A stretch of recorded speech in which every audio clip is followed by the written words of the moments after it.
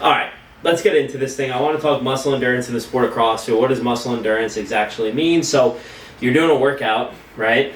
And it involves some strict handstand push-ups. And you got to the point in the workout where you start failing strict handstand push-ups. We're going to talk about the potential reasons behind that, how to look at the strict handstand push-up and see which problem you're having and what the solution to that problem could be.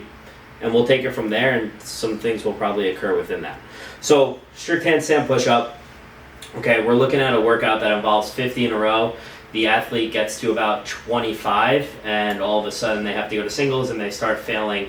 What's the first thing the athlete should be thinking about in trying to improve their ability to do better in workouts like that? There's a lot, of course. I'll start by saying the first thing I would look at is the strict handstand push-up itself. And I know you talk about this stuff a lot, and to me, but what are the positions looking like on the wall? When you go and kick up on the wall, are your arms bent, right? Because I think with some older athletes, masters athletes, that's some things we might see where they can't even keep their arms straight in the locked out position.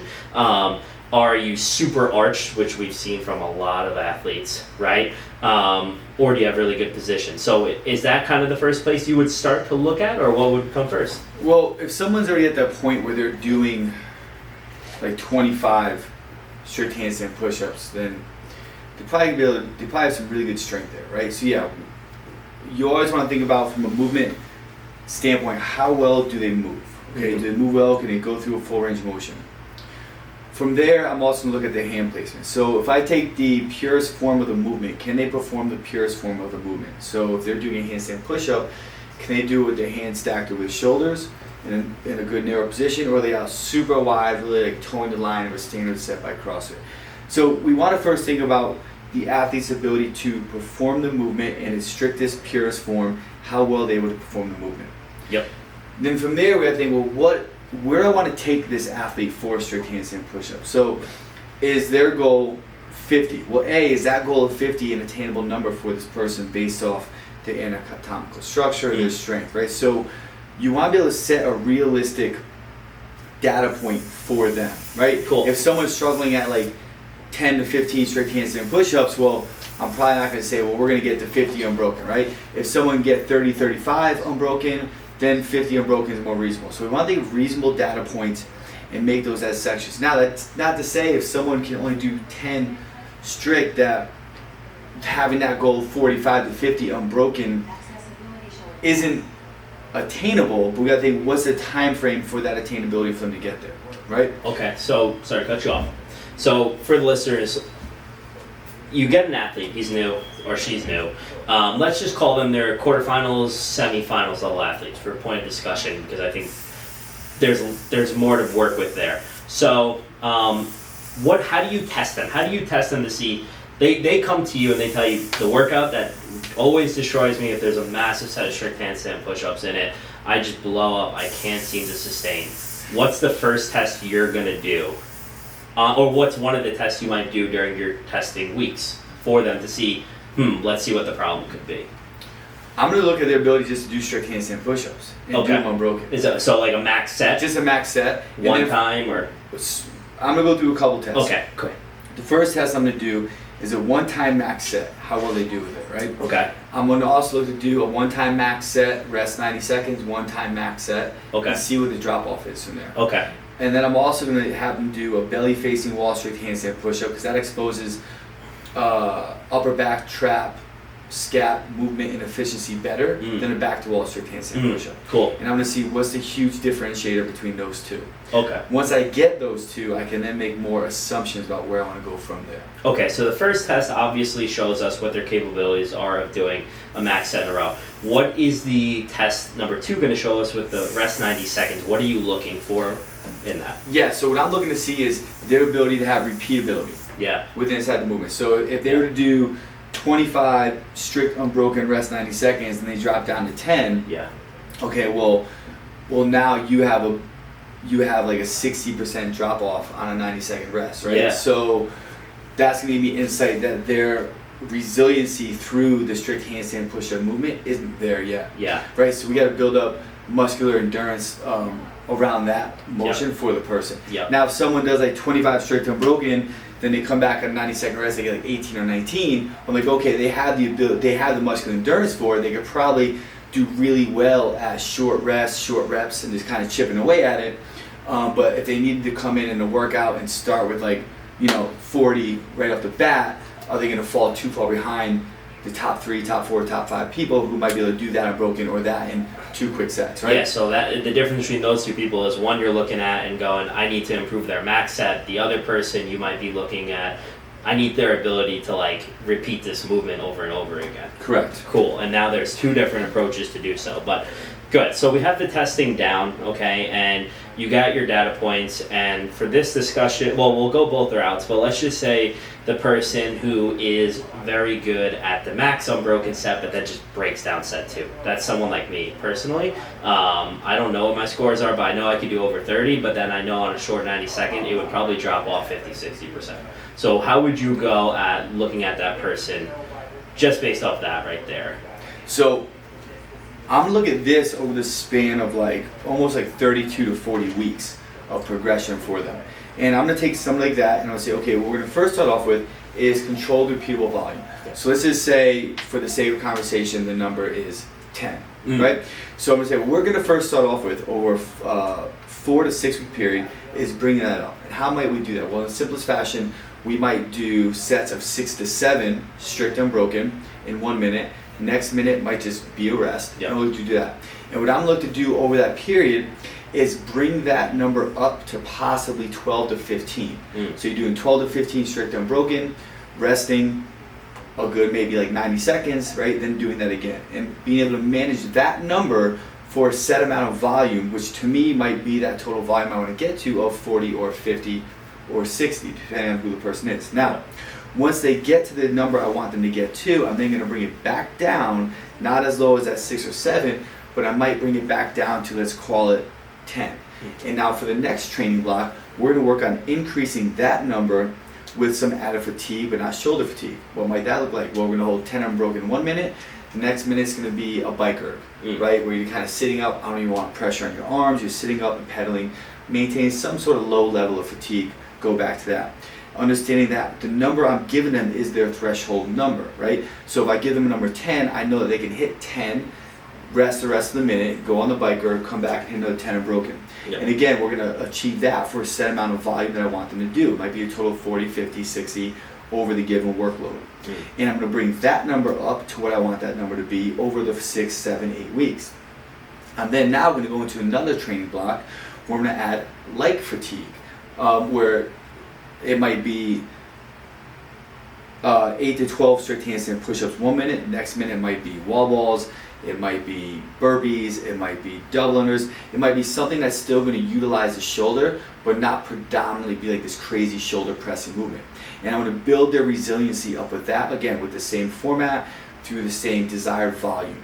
From there, I'm going to take another training block, and now we're going to start adding in some more threshold work of clearance. So that might be, hey, 1 minute we're going to do 7 to 12 strict unbroken handstand push-ups. The next minute we're going to look to do PVC floor press, right? And then the next minute we might rest. Why? Because now I'm adding such similar fatigue on the shoulder muscle that I want to get an extra rest to be successful. And the next training block, I might take that through the training block and then take that next training block and get rid of the rest. What that might look like is 1 minute strict handstand push-ups, rest the rest of the minute, second minute slow controlled PVC press, back to the strict handstand push-ups, taking that through a training block, bring me to the next training block of strict handstand push-ups directly into something like a pressing motion, right? Right back to the strict handstand push-ups, low volume, but slowly bringing that volume up through not necessarily total reps, but time doing it. Yep. Essentially, what I'm trying to do for an athlete like this, when we first started talking about, is progressively take them from where they are, reaching their ability to increase that shoulder handstand push-up, that handstand push-up endurance, muscular capacity for them. Also teach them resiliency with being able to flush the body to do more, right? And ideally bring up their strength to do bigger sets unbroken. Nice. Now, I love that stuff. Now, do you see value in doing that stuff in more of a mixed setting?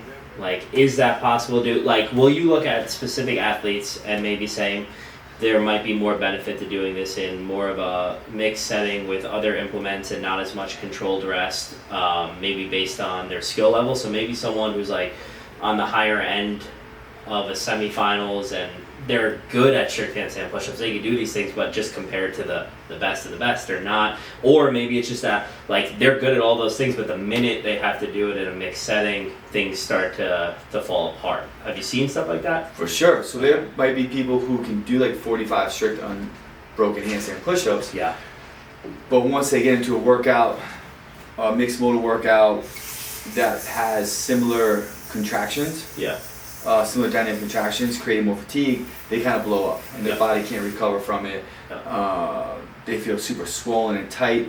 Yeah, those people I'm not going to take through this progression, but what I'm probably going to do is start on the later end of what I talked about, right? Yeah. Where it might be like 10, 15 seconds of strict handstand push-ups into 45 seconds of PVC floor presses. Yeah. Doing that for a cycle, adding volume there in a manner they can control, and then take that, and then I might either supplement that in that same training block or transition it to another training block. We're now working on mostly mixed modal components for it, right? Which might be like a 30-second hang, 30-second farmer's carry, 30-second weighted double under, strict handstand push-ups, short rest, come back to that, controlling that in a controlled setting, and then taking that and removing the rest and bringing it into controlled rounds, where now they might do 3 rounds of similar dynamic contractions, focusing on the strict handstand push-up capacity building. Rest, coming back to 3 rounds, right? So systematically, continually progressing and building their capacity to maintain that output under fatigue, under similar fatigue. Very cool. Now, I love that, and yeah, I think that's meeting the athlete where they're at, right? Like, there's some people who, like, you know, if they're newer to the sport, newer to strict handstand push-up in general, like, you don't have to do these crazy methods to get something out of them. I think you just kind of explained that. Like, you started super easy, and then of course it built to something that was way more challenging. Now, something I also think about a lot is, like, I bet you there's coaches out there who have done all these things and they still can't seem to get better at the strict handstand push-up. And something that, there's 2 reasons I think as to why that can occur, and it was one of the first things I said was a lot of it I could see having to do with, like, mobility and tightness in certain areas. So what I've seen with people like myself and other athletes who have, like, bigger traps and not great range of motion there, blood seems to fill up in there and just not be able to disperse. Even if through all those methods, it's just it has more to do with a tightness thing. So the reason I'm just bringing it up is because, you know, you don't always have to necessarily go and attack the movement to see benefits out of it. Now, you do, of course, but looking at the movement first, like you said, is going to be extremely important. And recognizing, well, maybe it's just because of how tight they are up there. If we just fix that tightness, we might all of a sudden be able to start accumulating more reps and more time and things of that nature. Yeah, for sure. And I also look at it along with that, with individuals like that. We talk about venous occlusion of this, where more blood's like pooling and it's not able to disperse. I look at that almost like running and energy system work and capacity work. And for sometimes you have to strip it down and just work on someone's ability to complete volume in a slow, controlled fashion, low heart rate, and just continually building that up, right? Yeah. So look at somebody's ability to move and move well and get through that range of motion, like what we first talked about. Yeah. If they can do that, then think about building the ability up to sustain controlled sets and reps based off where you want to get them. Yeah, because I see a lot of coaches just skip the steps, right? Totally. They go straight to the PVC pipe handstand push-up because that's what they heard Chris Hinshaw did, right? Like, who's a great, amazing coach and is great stuff. But it's like, there's levels to it, and it just because you're doing that doesn't necessarily going to see gain. And I think coaches maybe run that method and it doesn't work and they say it doesn't work, right? And it's like, that's not true. It's just that it didn't work for that individual athlete, right? Right. So there's so many ways to attack it. Now, another thing you brought up is I've seen athletes who are really good at movements, like a strict handstand push-up, and then they go into a mixed setting and they fall apart and I think it has a lot to do potentially with like energy system training, and it's just their ability to like actually stay in like somewhat of an aerobic state. They start accumulating too much lactate, and then that's a byproduct of them blowing up. And not necessarily was the strict handstand push-up. It was simply because they weren't able to stay in a state that allowed them to express the movement. Could you also explain as to like why, how an athlete could actually recognize that potentially, or is that hard for them to be able to recognize without like being right there and then? I think recognition comes from reflection, and if you're able to reflect around what went well, what didn't go well, then over time you'll be able to unpeel an onion and see what the limiter is. And for that, a lot of that limiter of what you just talked about comes down to resilience and resiliency. And when we think of CrossFit as a sport, when we think of mixed modal training, when we think of energy system work, to be successful within inside of a sport of various energy system demands, people have to be resilient with inside the stressors and demands of the system. And that resiliency can come from a neurological component of playing the game, but also the metabolic component.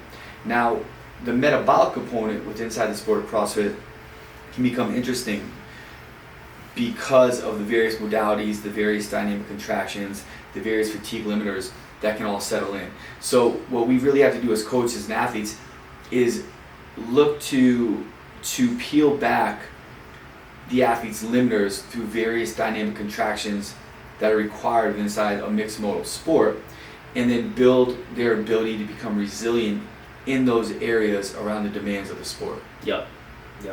That's great. Okay, so we kind of talked about the person who has the big set but then can't repeat. Now let's talk about the person who can repeat but doesn't have the big set. Different methods as to how you're going to get there?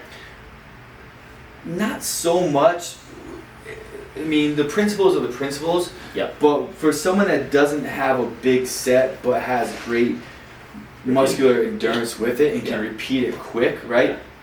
Then we're going to work on just bringing it straight back to what I talked about, but just building up bigger sets. Like making sure the strength is there, right? So we'll collect the data around what's their strict press, what's their right arm, left arm, single arm dumbbell strict press, what's their barbell strict press. And first ensure that the strength is there, right? And if the strength is there, well, now it's just building up their ability to perform the movement in higher volume, right? And that might be taking some steps back and progressively just overloading the reps that they can do over time, right? And when do you know you should progress to the next stage? Well, that's dictated upon their ability to express the prescription that's written. So if you're writing, you're looking to hold 7 unbroken on a minute, next minute you're doing an easy run, and you're looking to do that for a total of 60 reps, cool. As they complete that, you then progressively overload. Maybe it's 8 reps, you bring the volume down. Now hold 8 reps, now bring the volume back up. And it's the simple principle of like when you're looking at someone running and you're looking at, well, how do I increase endurance, intensity, and volume? And it's the rule of 5 to 10. 5 to 10% of intensity, bring volume down. 5 to 10% of volume, bring intensity down. And they can complete that. You keep kind of teetering back and forth as you bring it up and bring it up and bring it up. And it's the same kind of rules, right? And if someone gets to that point or that plateau point of, hey, we've hit 12 and we just can't get beyond 12, well, now we got to think about, okay, well, what do we need to do to get them past that point? Is it weakness in delts, rear delts, traps, upper back, triceps, front delt? Is it pressing weakness? No, that strength is phenomenal. Well, okay, now it's the ability to perform the movement. What does their position look like as they hit that plateau breaking point? Okay, well, we fixed that.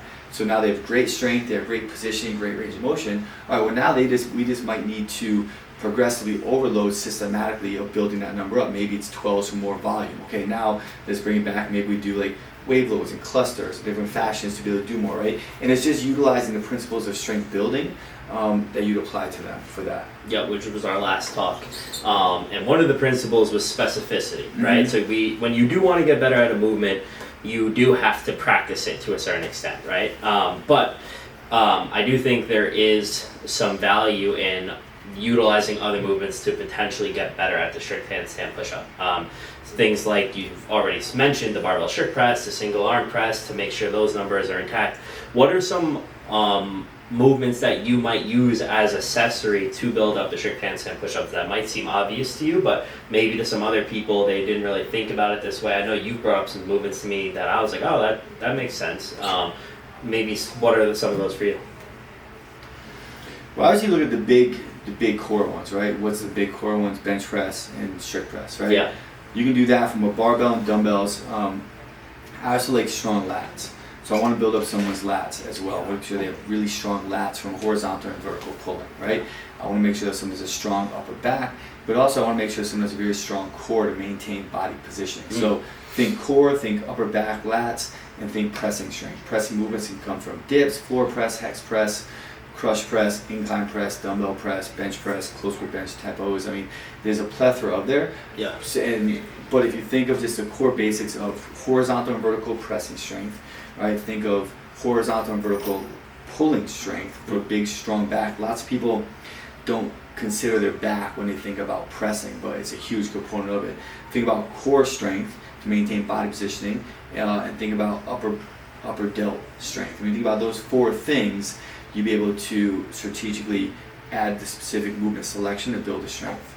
Okay, cool. Now, what if you had an athlete who had a big 1 rep max strict press, but then if you tested a 10 rep max strict press, that number kind of fell off? Would you spend any value trying to being able to do more reps with the strict press? Do you think that could have a good correlation to it? Absolutely. Cool. Yeah, all this stuff correlates, right? So someone has a big, strong strict press, but they fall off with volume, then we got to bring the volume up, right? Yeah. For the sake of dynamic contractions and repeatability over time, we got to bring the ability to do more up. Yeah. Because I could see a lot of smaller athletes who are good at strict handstand push-ups not having the foundation of the barbell element to it, and I think those kind of athletes can really utilize an external object to build strength because they're so good with their body weight. That's a big bump that I've seen people be able to do, whereas I've seen bigger athletes who have this great strict press and strength endurance through it too, not so good at handstand push-ups. It might just be more exposure to the handstand push-up, right? Yeah, I think about it like this.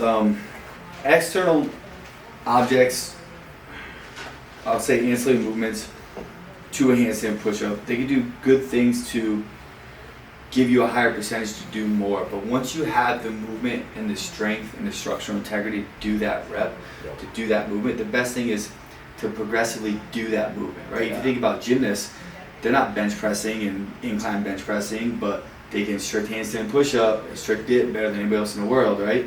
So we have to keep that in mind, is all the outside work outside of handstand push-ups, they can help, they can act like an aid, but they're never going to replace just doing the movement and progressively overloading it in a systematic way, barring the person has the integrity, stability, and movement to do the movement in and of itself.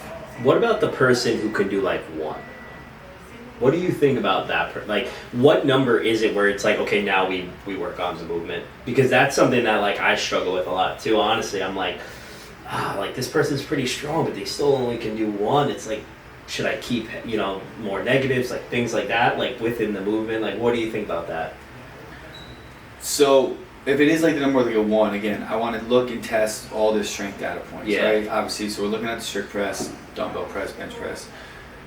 If those numbers are weak, that would say we just get the person stronger. But if they can do 1, I might be adding in more negatives, more range of motion work. I might have them do sets of 1 for 15 reps, then maybe sets of 1 for 20 reps, then maybe clusters 2 reps and then a long rest and 1 rep, and I'll still kind of bring them up. It's just going to take a lot longer. That's the style that I do too, and I just think a lot of coaches look at that and don't know if that's going to work, right? Right. And it might not. Yeah. You don't know unless you kind of do it, but give it time to do it. I mean, I've had athletes that it worked really well with, and then athletes who 8 reps into the 15 they're supposed to do just start failing, and it's shoot, okay, back to the drawing board, Right, totally.